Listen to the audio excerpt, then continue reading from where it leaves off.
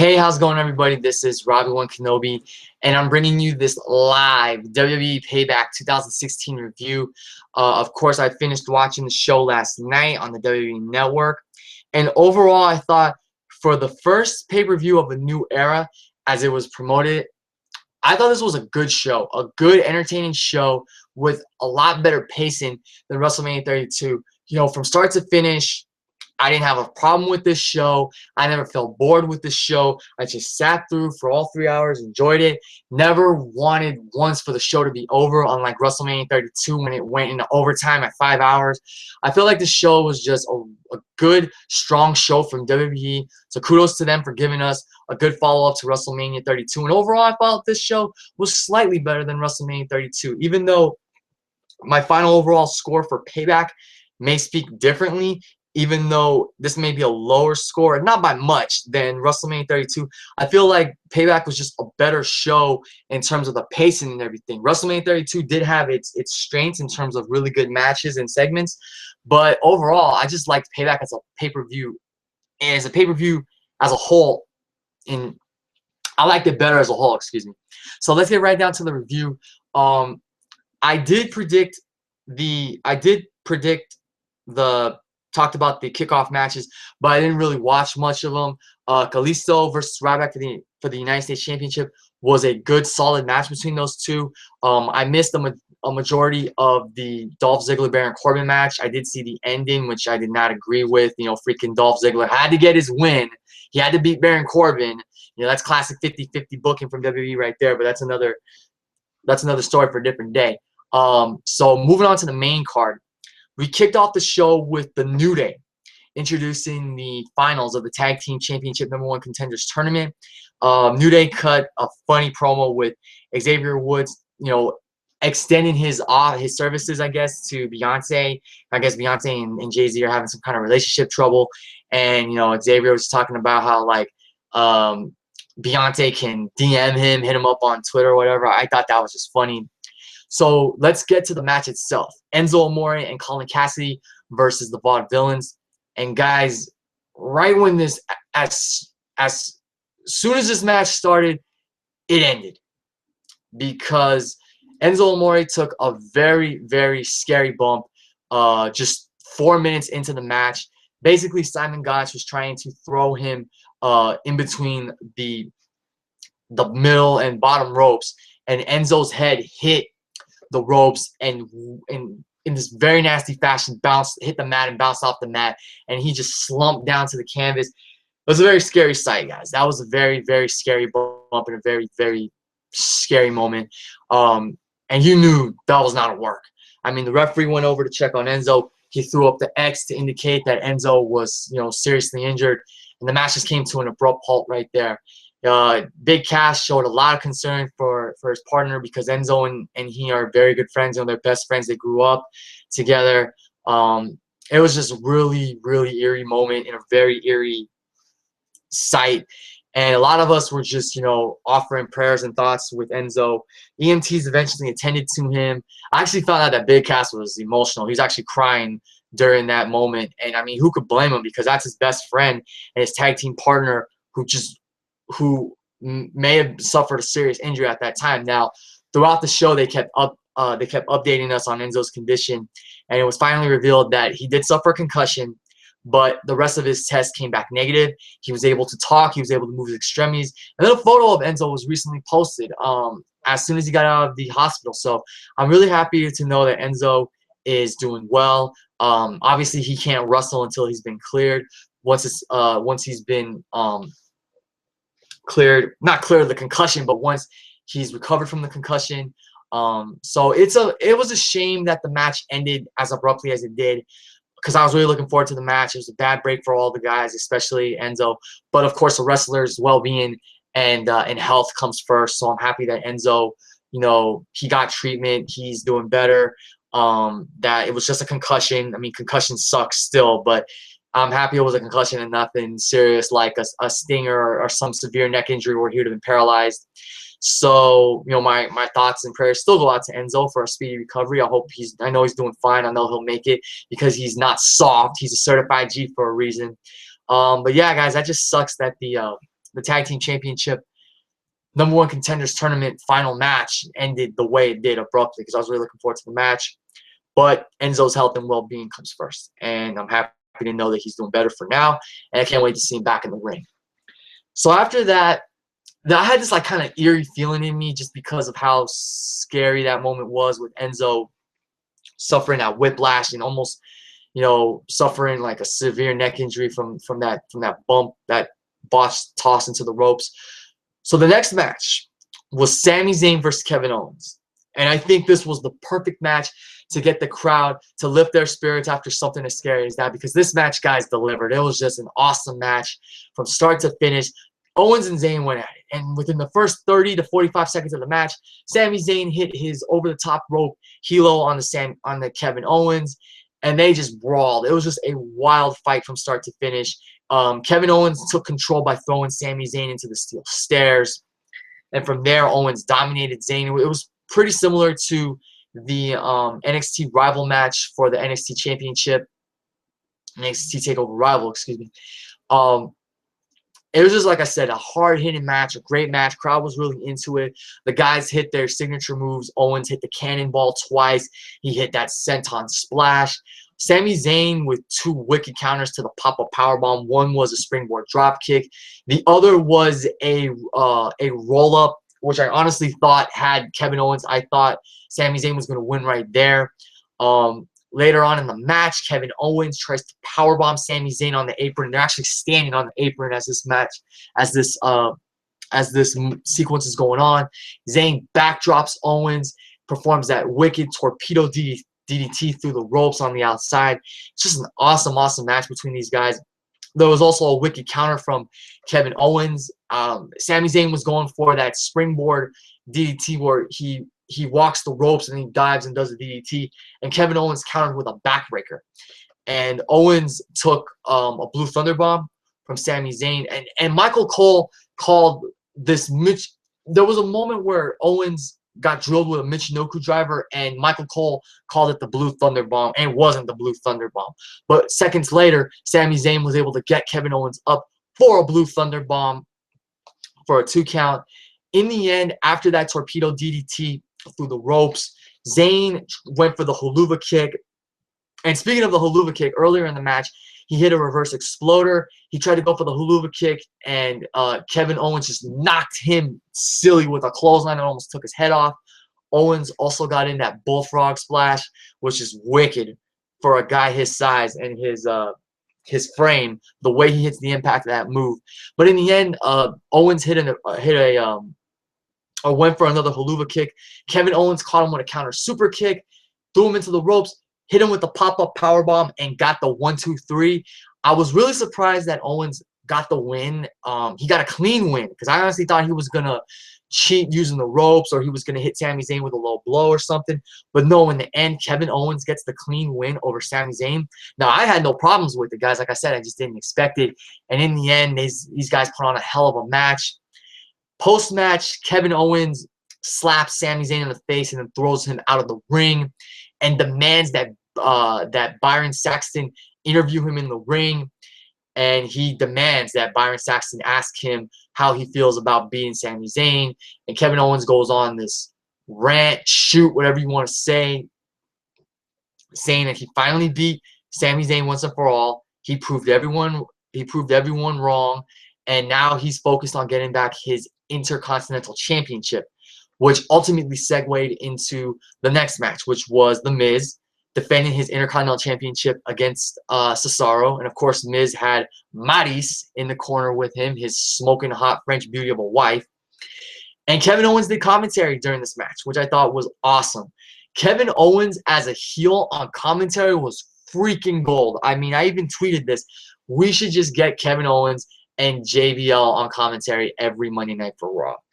Now, as far as the Miz and Cesaro match is concerned, it was a solid match. I didn't enjoy it as much as other people did. I feel like it picked up towards the end. You know, Cesaro took Miz to Superplex City, Uppercut City. He took Miz for a ride on the Uppercut train. You know, Miz, I believe, was working on one of Cesaro's legs. I could be wrong, but I remember Miz was trying to cut Cesaro down.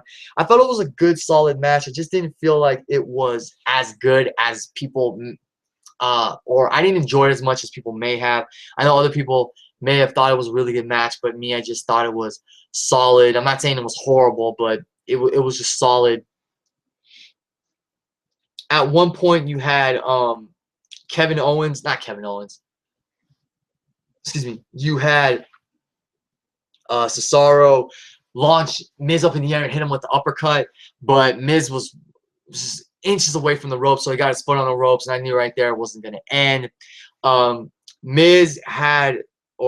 had Miz in the crossface, and Cesaro actually got Miz to tap. But what happened during that sequence was Sami Zayn came back out and got into another wild brawl with Kevin Owens.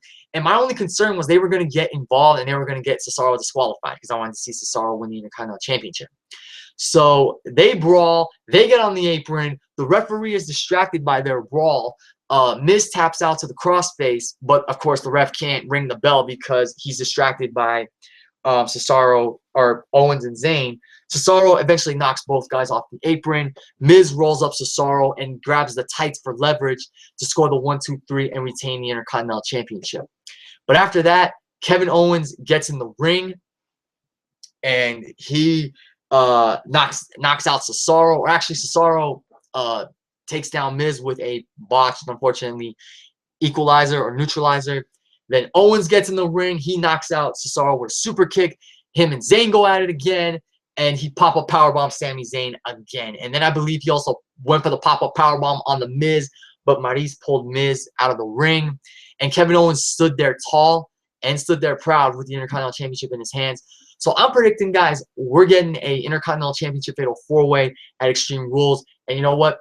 Sign me up for it. That would be an awesome, awesome match. I really don't think Kevin Owens needs the Intercontinental Championship at this point. He should really be going for the WWE World Heavyweight Championship.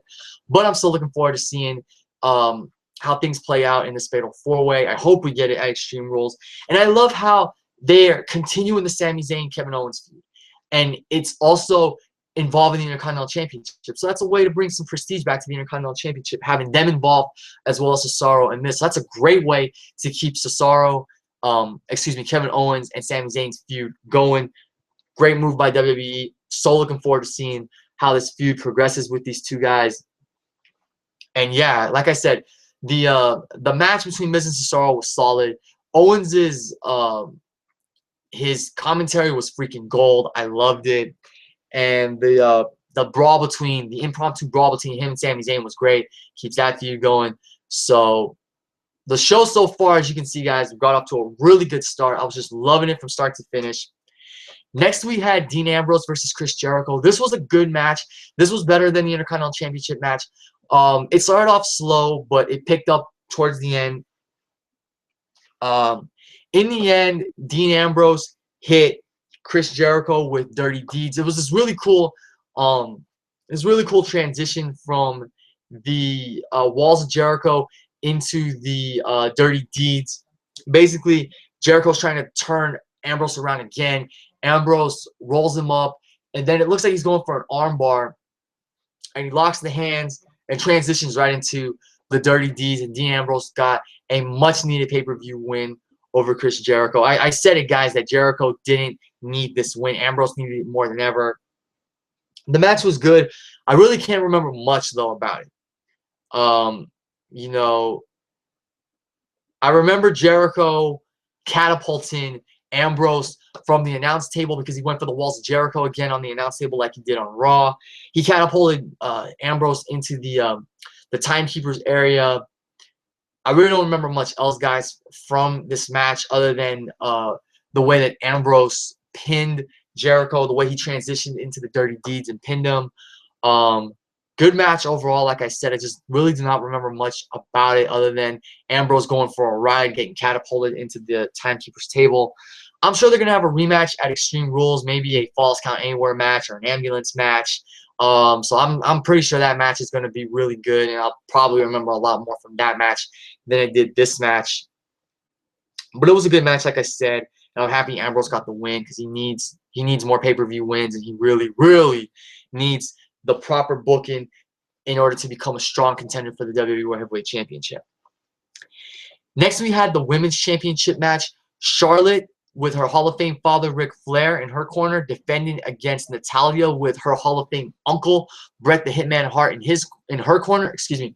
And I thought this was a really good women's wrestling match, a very good women's wrestling match. Unfortunately, the crowd chanted, "We want Sasha," and I'm only saying unfortunately because they wanted to see Sasha, and they weren't as invested in this women's championship match, and that's because freaking WWE decides to air a small clip of Sasha talking backstage with Bret Hart before the match. And of course, Sasha is the most over women's wrestler on the main roster. So of course, the fans want Sasha. I want Sasha. I want to see her win that women's championship. And I also just want to see this women's evolution, you know, flourish. And I want to see all the women's wrestlers flourish and be pushed properly and become strong contenders and eventually women's champions. But getting back to Charlotte versus Natalya, I thought this was, like I said, a very good women's wrestling match. I like this match a lot better than the Roadblock match. Charlotte was working on Natalya's left leg during the match. She did a she had Natalya's leg pinned up against the ropes, and then she did like a springboard and drove her knee into Natalya's leg. We also had Charlotte and Natalya trade kip-ups. They were trying to one-up each other with regards to kip-ups. Charlotte actually tried to powerbomb Natalya. She tried to go a la Kevin Owens and powerbomb Natalya on the ring apron. And I actually wanted to see it happen, but Natalya countered with a Hurricanrana, which was a little botched, but that was a cool spot. Charlotte hit a very nice moonsault from the top rope. Natalya, of course, went for the sharpshooter a couple times. She never fully locked it in the match. She went for it a couple times, and one of them was like right at the start of the match. Like, and I was thinking, no way she's gonna beat Charlotte in a squash like that. Just some real good, strong women's wrestling throughout this match. I don't think, obviously, that it was better than the WrestleMania triple threat match with Sasha, Charlotte, and Becky, but I just enjoyed the match. I thought that both women gave us a really good match for the most part. And in the end, Charlotte tries to not only one-up Natalya, but embarrass her in front of Bret, of course, by putting her in the sharpshooter. And Charlotte locks on the sharpshooter, Natalya's in the sharpshooter. And then referee Charles Robinson just rings the bell. And I'm thinking, what the hell just happened? And Charles Robinson, he got his ass out of the ring because he knew he screwed Natalya over. So we had ourselves a Chicago screw job, ladies and gentlemen. And honestly, I don't know why we did the screw job. If it was because Bret was there, that's ridiculous. But yeah, freaking Charles Robinson, he dashed out of that ring and handed Charlotte her title right after he rang the bell and claimed that Natalya quit, that she submitted. And then after that, Bret got pissed. He laid out Flair with a punch. Natalya took down Charlotte, and we got to see a double sharpshooter incognito. Is that the word? Well, anyway, we got to see Bret and Natalya lock in the sharpshooter on both Rick and Charlotte respectively, and that was a great moment, especially because, you know, this is the first time Bret's appeared on WWE TV since announcing that he had prostate cancer and that he was fighting prostate cancer. So that was a really cool moment. You know, that was really cool to see. Like I said, very good women's wrestling match. Just wasn't really a fan of the finish. Like, you know, they did the whole screw job thing, and I don't know if part of that had to do with Bret being in town, but you know, Bret really didn't even get involved. The only thing I'm thinking is that they did that finish to kind of like throw us off guard, or to throw us a swerve or a curveball, because you would think that with Bret being in Natalya's corner, he would ultimately neutralize Ric Flair and Charlotte would lose the championship to Natalya. Then Natalya would finally win the championship. But I'm thinking that they did it the way they did it, this whole screw job, to throw us for a loop, to throw us a little curveball, you know, throw us a swerve. So, yeah, they tried to do something different, but, you know, the screw job's been done before in the past, so I don't really think it was necessary for this. I don't think it hurt the match at all, but they could have done a a better finish or a decisive finish where Charlotte ends up beating Natalya. But if that was going to be the case, why even bring in Bret? You know, it's great to see Bret. Don't get me wrong, but like, what was the point? You know. Anyway, guys, I give that match 3¼ stars. As always, my match ratings are down below in the description box. Zayn and Kevin Owens, I should have said this earlier. I gave that match 4 stars. That was clearly the match of the night. I don't think I could have given it higher than 4 stars, but I still thought it was a 4-star classic. Awesome match. Moving on, we got the segment with Mr. McMahon, Stephanie McMahon, and Shane McMahon, where Vince was going to ultimately decide who controls Monday Night Raw. Now, for this segment, guys, it felt like your standard Monday Night Raw opening segment with the Authority. The Chicago crowd was really on point throughout this segment, and the Chicago crowd was great from start to finish. They were chanting CM Punk, and Vince was trying to play off the CM Punk chant. They kept chanting CM Punk, and Vince was even like, well, how much longer are you going to keep it up with that chant? And he even called Chicago a crazy crowd. Like, he said they're some of the craziest people he's ever seen. They were chanting boring. They were, you know, they were chanting boring at Stephanie as well. And Vince got pissed. He did shut up, you know, in classic Vince fashion. And then Shane came out. And this guy can generate quite a pop from the crowd. I mean, whenever he comes out, he worked the crowd. The crowd was loving it. I mean, Shane is that fresh element we've been needing for a while now on the main roster for Raw. And eventually, you know, after Vince, or after Shane and Vince, Shane and Stephanie, excuse me, you know, after they made their cases for why they should run Raw, Vince eventually decides to, he ultimately decides to just let them both run Raw. And I really felt like that segment just ended flat with that decision. I was not a fan of it. You know, I'm happy that we still get to see Shane on Raw, but I feel like we're going to get the same things. You know, we're going to get like 20-minute opening segments from Stephanie since she's still running Raw, and that's not what I want, you know. Whenever Shane's been in charge of Raw, the segments he's been in, the opening segments, haven't even gone, you know, 20 minutes. They've gone maybe 10 minutes at the most, but they've been fresh, and they've had a purpose. You know, and it's funny because Stephanie even mentioned the fact that Shane lost to Undertaker. So why is he still getting a chance to run Raw? And then, you know, Vince straight up said that, you know what, yeah, you lost to Undertaker. He's talking to Shane, obviously. And you came out here, you did a classy thing, you upstaged me. So I said, you know what, you want to run Raw? Fine, fall flat on your face. And then ever since, Shane's been doing a fine job running Raw. So now they're running Raw together. Not the best decision, but I'm looking forward to seeing how this progresses, because this could ultimately lead to a Shane McMahon versus Triple H match at, SummerSlam, with the winner eventually, you know, with the winner ultimately controlling Raw. And that's the perfect way for the Authority to go out of power. Shane versus Triple H in like a no-holds-barred match with the winner ultimately controlling Raw. And after that, you can have Shane, you know, finally put the Authority out of power once and for all. That's the perfect way for the Authority to finally go out of power after 3 years. So we'll see what happens on Raw in the future with Shane and Stephanie as not co-general managers, but as with them in control of Raw, with them both in control of Raw. So I am looking forward to seeing how this progresses. I hope it culminates with Triple H versus Shane at SummerSlam, and I hope that Raw is still a good show, that we still get good, strong shows for the remainder of the summer. 3 hours or not, I just want to get a good show. That's all. So finally, guys, we move on to the main event, the WWE World Heavyweight Championship match. The champion Roman Reigns, the guy in the company, versus the phenomenal AJ Styles.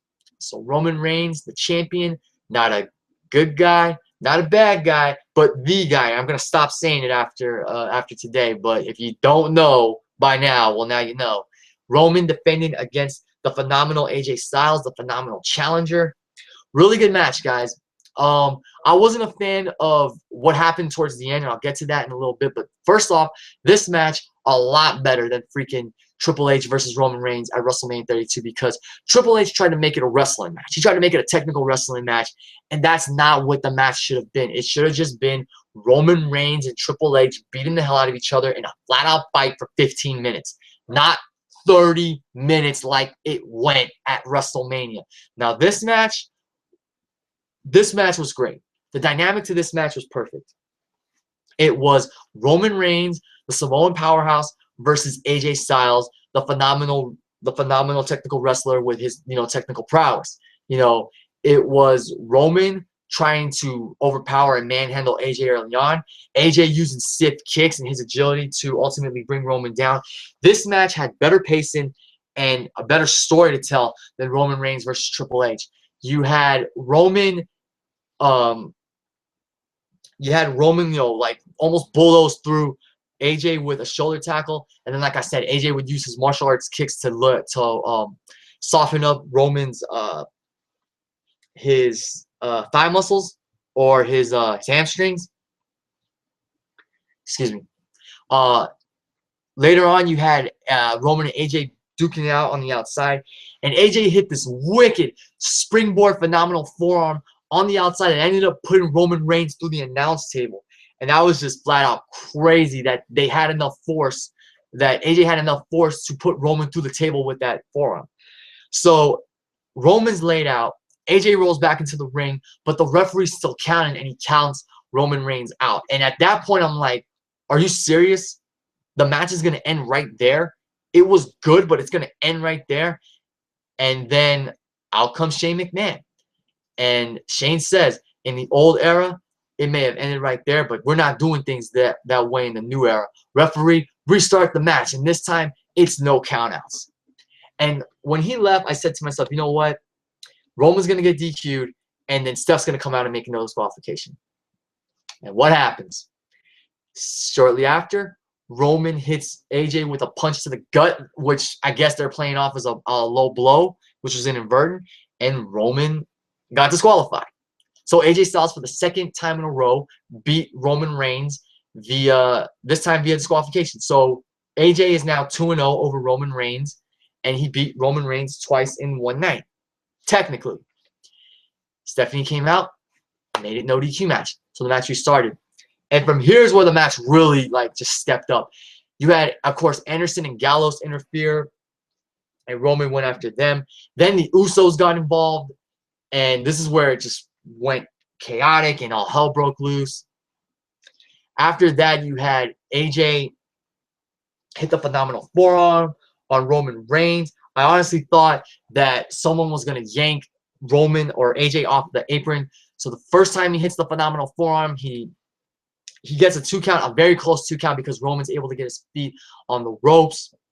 After that, the brawl between the Usos and Carl Anderson and Doc Gallows escalates. AJ goes to the top rope. Roman pushes him off the top rope onto everybody. Then Roman does his Superman dive over the top rope. AJ, meanwhile, comes off the barricade with another phenomenal forearm, throws Roman back into the ring, hits a springboard 450 splash. And at that point, guys, I honestly thought Roman was done for. I thought AJ was going to win the championship right there. Roman kicked out at the last second. AJ goes for another phenomenal forearm. Roman gets out of the way, spears AJ, gets the 1, 2, 3, and in clean fashion, Roman Reigns defeats AJ Styles to retain the WWE World Heavyweight Championship. I honestly said that a clean finish would have been the worst decision WWE could have made. Looking back at it now, it's not really a horrible decision, but I thought some shenanigans were going to lead to AJ Styles losing the championship match. Obviously, he wasn't the champion. He was gunning for the championship. He wanted to leave the champion. But overall, guys, just a really, really good main event. I thought it was awesome. I loved it, especially towards the end. 3.25 stars. And after the match, Stephanie and Shane came to an agreement that AJ Styles will get a rematch at Extreme Rules, and it will be an Extreme Rules match for the WWE World Heavyweight Championship. But the way they played that segment out, I felt like I was watching the end of an episode of Raw, because it went from Roman celebrating in the ring to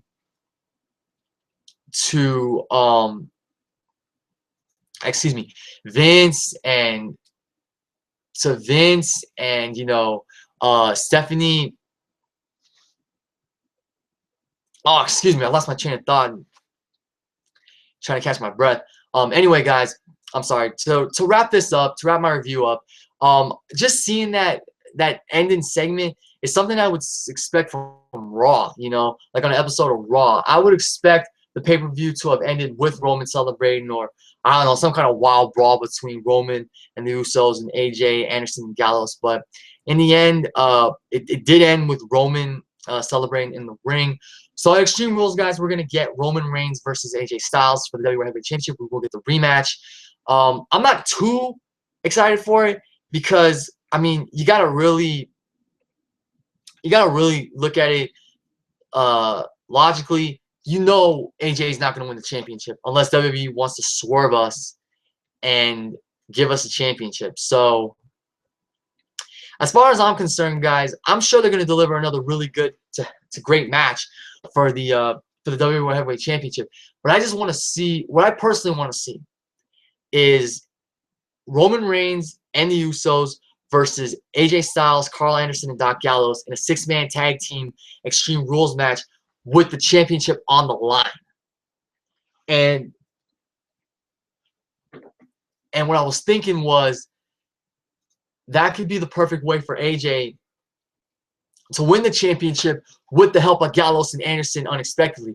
Like Gallows and Anderson can do the what is that move? The Magic Killer. They can do like the Magic Killer on a chair or something.